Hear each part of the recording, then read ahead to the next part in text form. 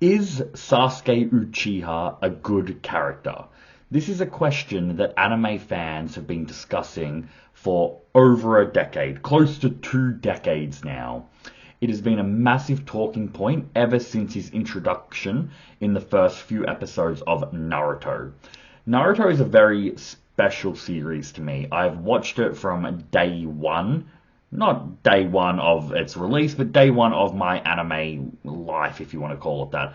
I got into anime around 2008, 2009, and Naruto, not including Pokemon, was the first anime I ever watched. So, Naruto, Sasuke, Sakura, Kakashi, these are the first anime characters I'm ever being introduced to. And what a stellar group of characters to begin anyone's anime journey on. But where does Sasuke's journey take him, you might be asking? Why is there so much controversy about him?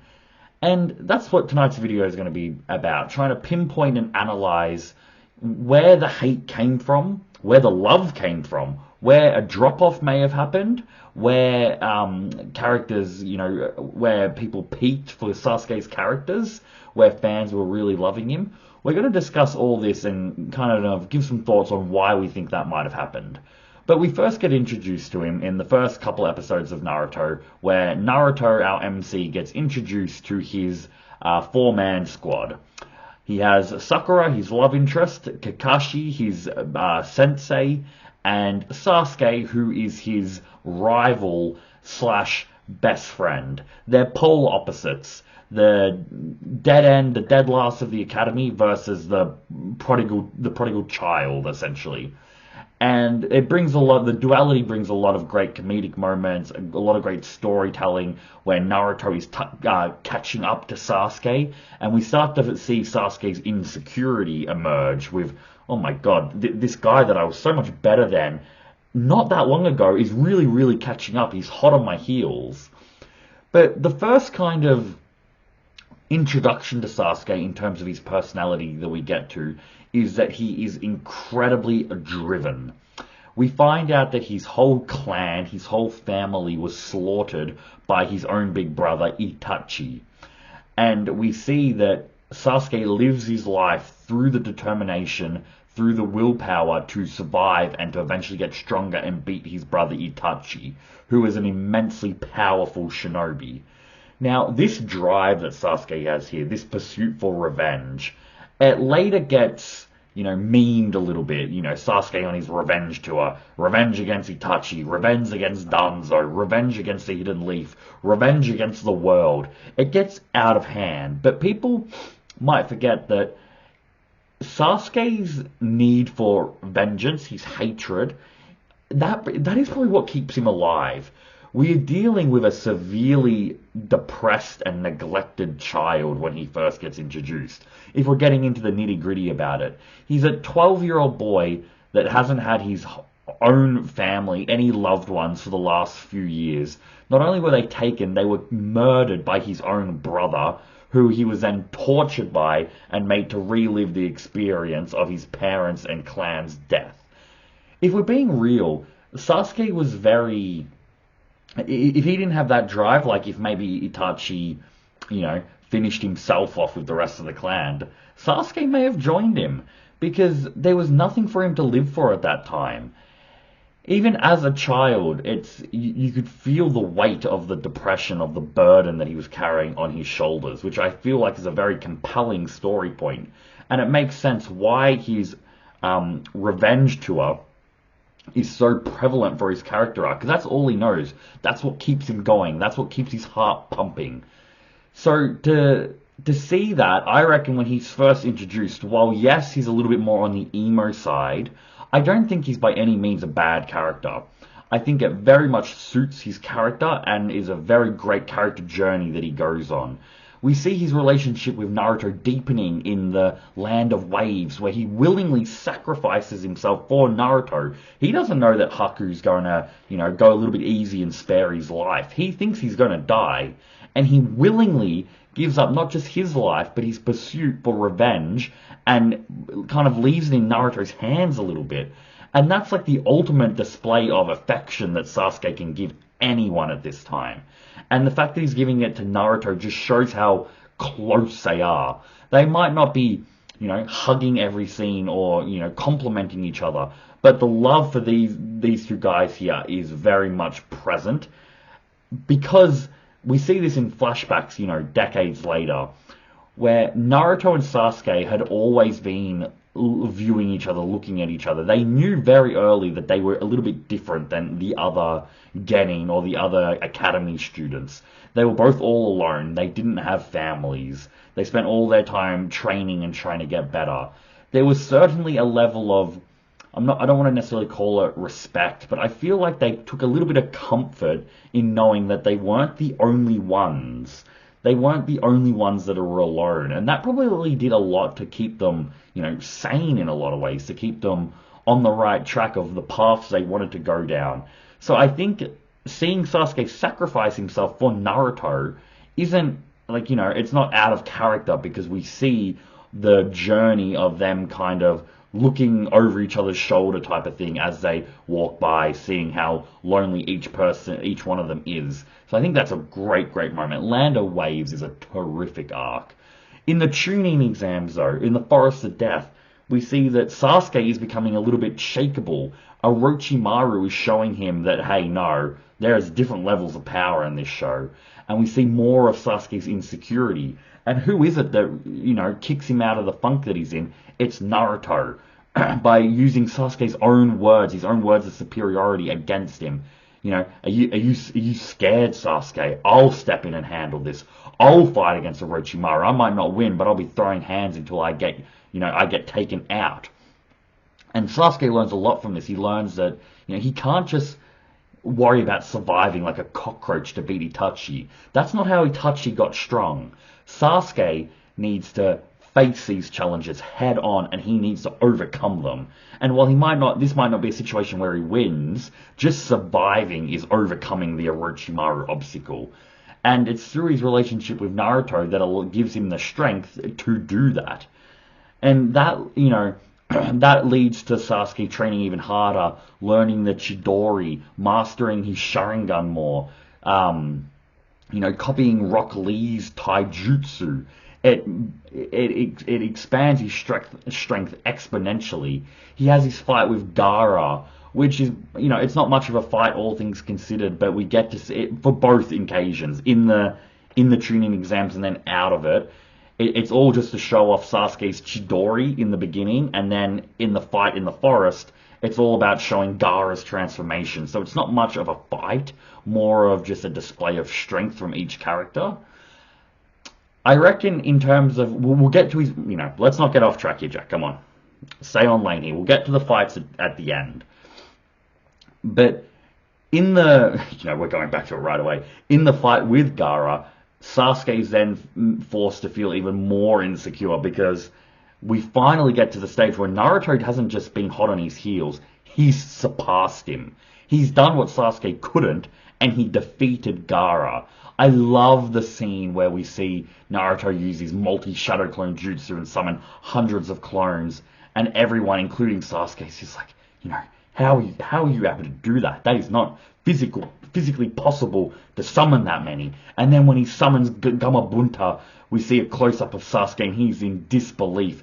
Like, he has his internal monologue, Naruto, how in the world can you do that? And then Naruto goes and he beats Gaara. And that's the tipping point for Sasuke. That's when he kind of, the tipping point is when the Sound 4, go and introduce themselves and tell him to join Orochimaru. That's where he sees the path of strength. But it's that moment with Gaara and Naruto where Sasuke's like, no, something's got to change. And if you remember, him and Naruto have a clash, and it ends in a draw with the Rasengan and Chidori being, Kakashi throws it away, and they both do the same amounts of damage. And then furthermore, the final nail in the coffin would be when he meets his brother Itachi again, back in the Tsunade retrieval arc. And, he gets really kind of pissed off and belittled where Itachi's like, I'm not after you, Sasuke. I don't care about you at this stage. I'm after Naruto. And, you could feel the the wound that gave Sasuke, that his own brother who murdered his clan isn't even here for him, doesn't even care about him. And he gets completely beat down, one of the most disrespectful beatdowns in anime history, in fictional history. And he then goes and joins the Sound Four. He escapes. He faces Naruto in the final valley. An amazing fight, even probably better than Rock Lee and Gaara at that stage.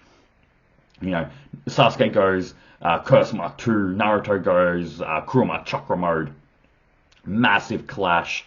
And the only, I'm not here, that's a whole 20-minute video gushing about that fight. The only scene I really want to mention from it is where, at the end, where Sasuke has won.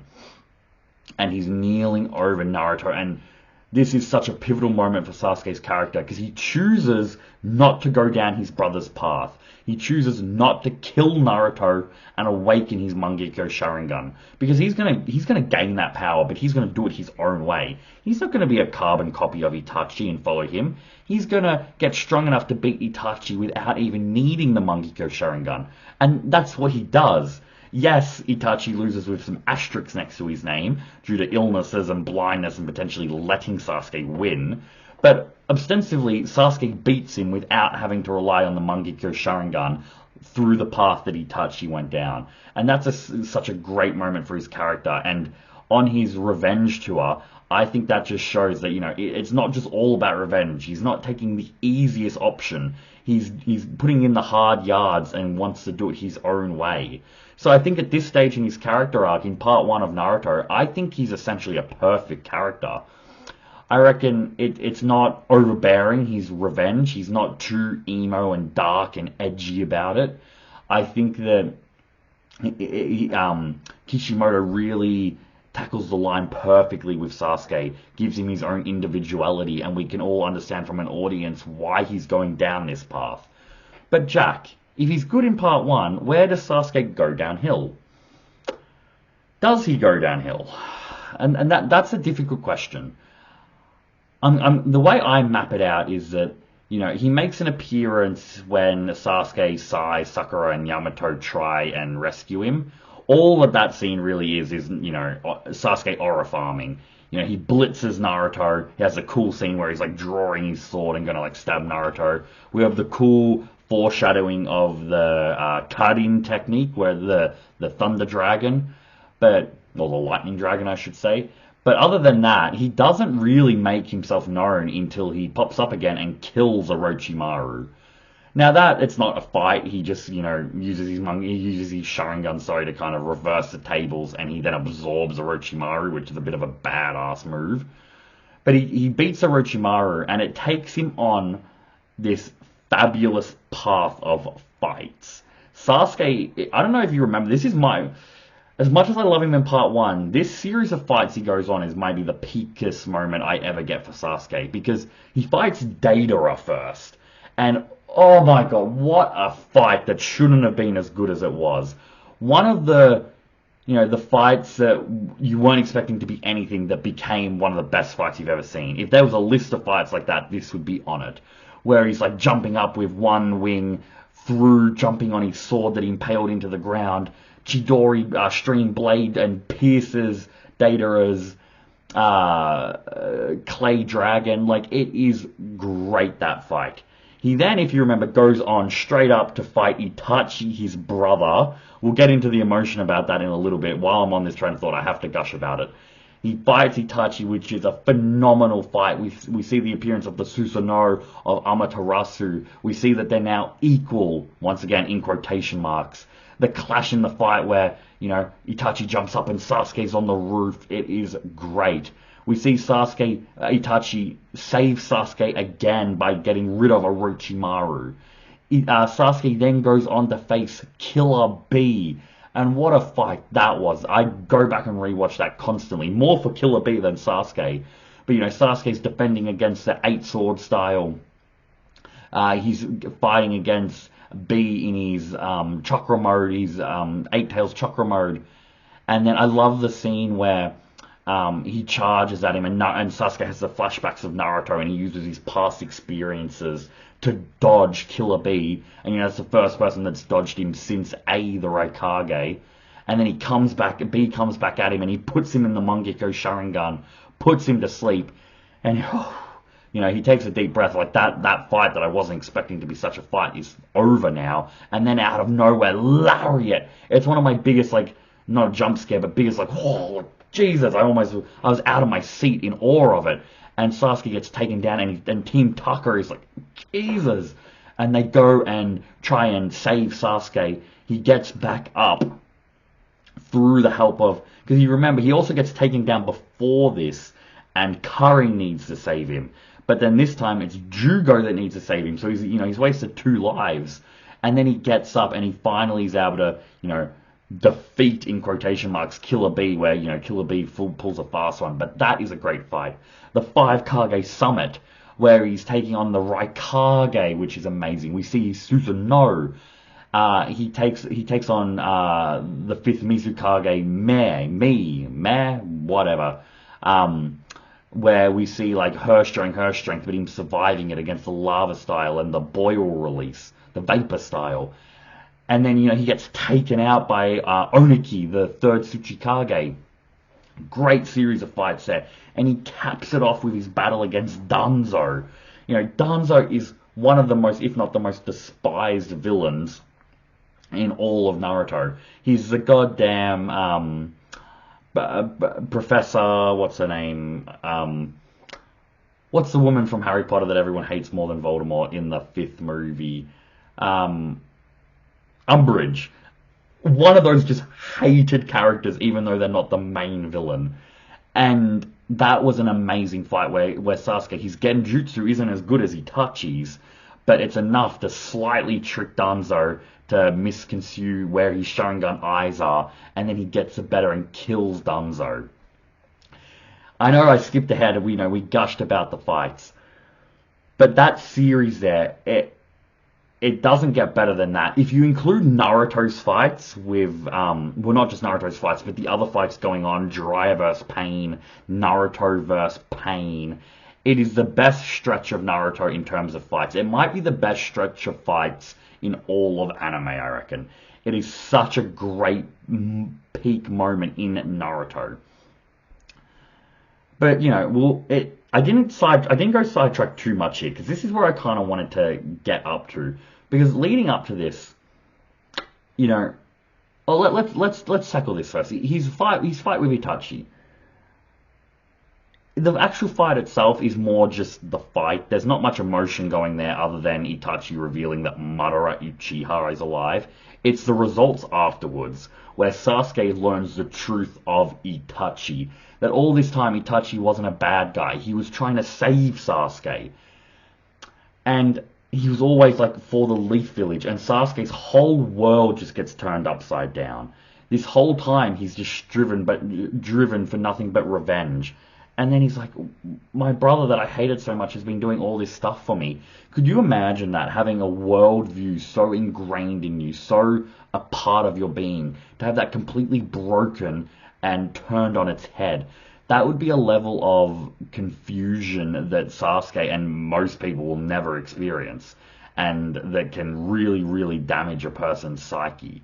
So to see where Sasuke goes from there, where he declares that no, the Leaf Village is the enemy. They're the ones that made my beloved big brother do this. I think this is an area where lots of people kind of get lost on Sasuke, where they're like, ooh, not really working for me. I don't really know the path that this is kind of going down. But for me, I think it's still on track at this stage. It makes sense. You might be saying, but Jack, it's so obvious. Itachi wanted Sasuke to save the village, to be a part of the village. Why isn't he listening to his brother's wishes? And I think that's the big issue people have with it. But for me, this is a 16-year-old kid that has spent his whole life aiming for one thing, then finds out that it's been turned on its head. Lots and lots of confusion going on, lots of being disorientated about what to even think. That he picks the first thing that comes to mind. These are the people that hurt my big brother that I've just found out saved me. It makes sense why he would want them to pay. And that's what we see with the fight with Danzo. He completes the first part of his objective. He kills one of the elders of the Leaf Village. And I think that it's the Danzo fight it's not in the Danzo fight. It's the after the Danzo fight, he has his badass moment where he stabs through Danzo, sorry, through Karin. He's part of his squad. Team Tucker, on the surface, he seems to quite enjoy. They're kind of being a replacement a little bit for Team 7. So for him to essentially stab through Karin, which is Sakura essentially at this time, to get to Danzo is, oh my god. That's one of those other moments where I'm like, did he just do that? It was so, like, I want to call it badass. It was so kind of like, get him! But he takes out Karin and Danzo. Kakashi then comes. He fights Kakashi. He's going like a bit bonkers now. The power's getting to him. He's saying, Kakashi doesn't deserve that eye. He's going to take it from Kakashi. He then goes to try and kill Sakura. He's completely lost the plot here. He's going off the high of, like, essentially killing Karin. He's cashed in all his chips. He's going to be a bad guy. And then he has the fight with Naruto, and Naruto at this stage has beaten Pain. So, they're in like if you take Zetsu's word for it, Naruto's even stronger than Sasuke at this stage. But they they clash the usual Rasengan and Chidori, but there's no more of a fight there. It's from that moment onwards that Sasuke goes downhill for me a little bit. And you might be saying, oh, Jack, him killing, like, Karin, trying to kill Karin and Sasuke and Sakura, like, that's really, like, out of character. I really didn't like that. I don't think it is, because through the Five Kage Summit, we see through Karin's perspective that Sasuke's getting darker. He's letting revenge really, really get to him. And I think and I love this.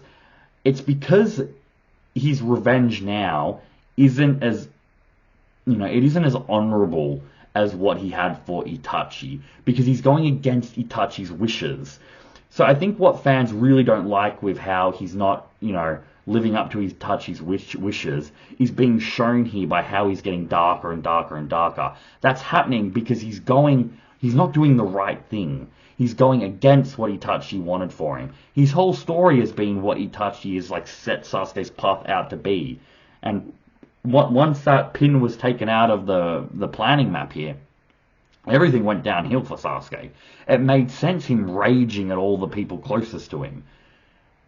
It's from there onwards, though, that he goes downhill for me, where he starts in the war.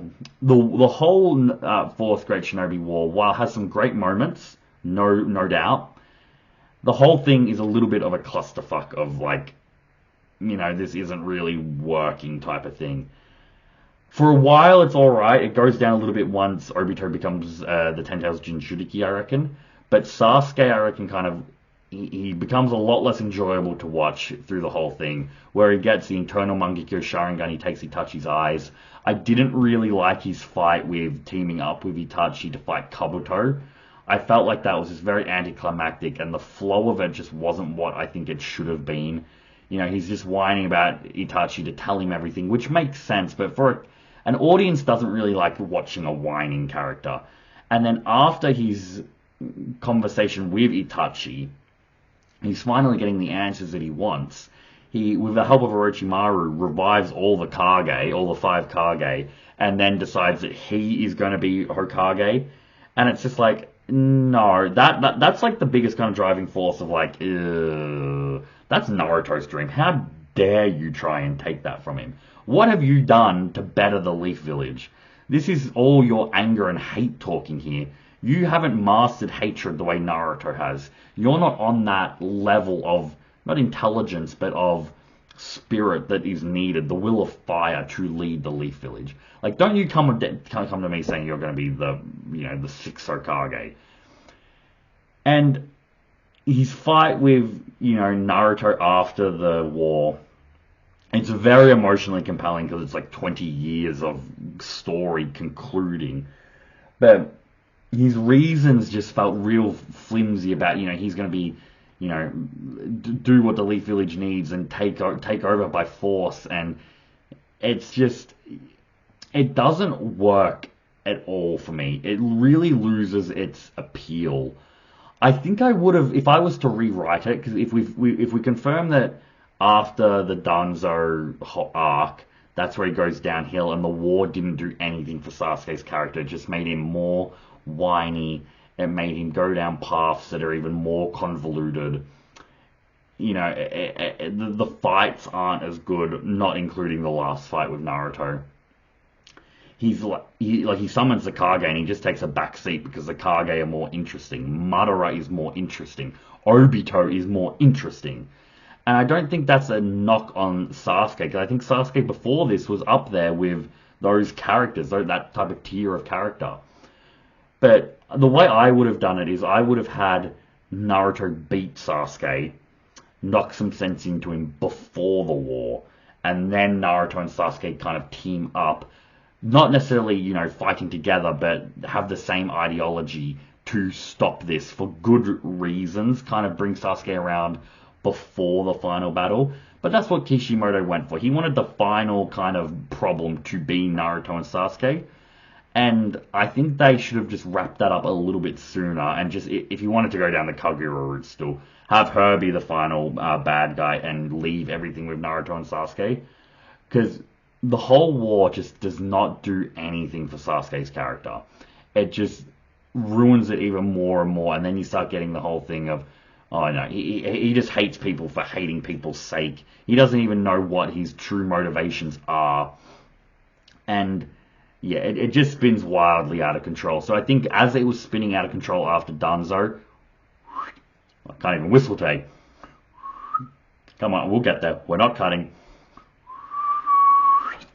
Close enough. Promise I can whistle better than that. But we get I think that Sasuke should have been dealt with then, knocked some sense into him, and then gone on a better path of kind of redemption through the war. I think that would have made his character a lot more beloved. I reckon it's after the Danzo one it falls apart. Lots of people reckon it is straight after the Itachi fight. Lots of people reckon it's even in part 1 of Naruto. But for me, looking at it objectively, he's a phenomenal character all the way up until just after Danzo. Goes completely downhill. Redeems himself just through nostalgia and the epicness of the fight with Naruto. And then I haven't watched Boruto enough to comment on his character, so I'm going to leave it out. But, you guys that like Boruto more, I know he's like a good kind of father figure to Boruto. Don't reckon he's a good father to Sarada. I put him in my worst dad's tier list. You can go check it out on the channel. But yeah, I don't think that overall, at the end war, he was a good character at all.